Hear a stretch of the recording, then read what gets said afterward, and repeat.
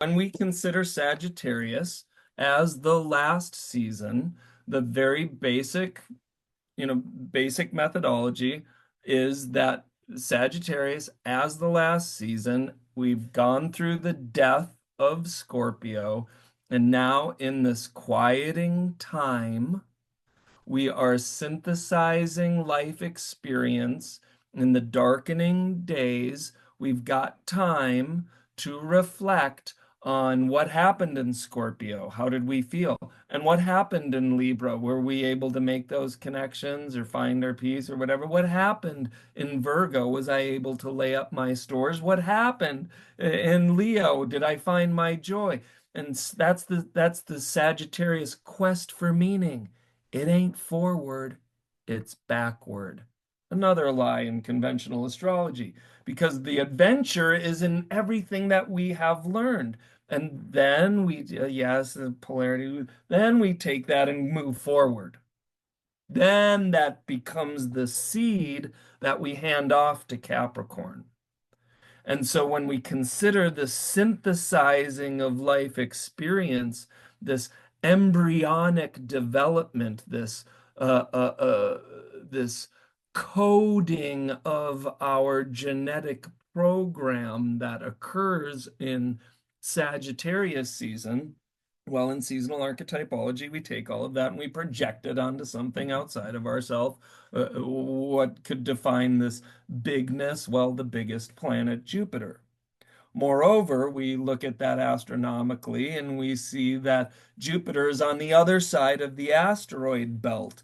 Well, sheesh, we're going to need some Mars courage in order to navigate through that asteroid belt to the Jupiter.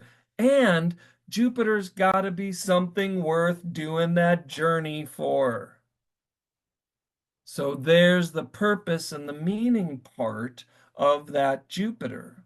So when we consider Jupiter placement in a chart, what we're looking at, not so much the North Node call in our evolutionary development, but that same kind of feeling in our three-dimensional being, in our three-dimensional development.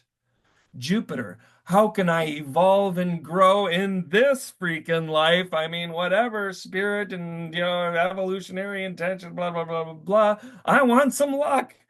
I want some good fortune.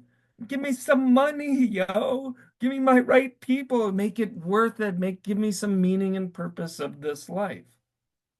So that regardless of my spiritual intentions, my three-dimensional consciousness can understand that there's a reason and purpose for this three-dimensional right now.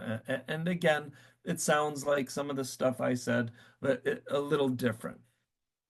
And so when we observe this context of Jupiter being that amalgamation of life experience into meaning, then becomes purpose, then becomes that big call to which we must go towards. Part of what we go towards in life is that realm where we find benefit.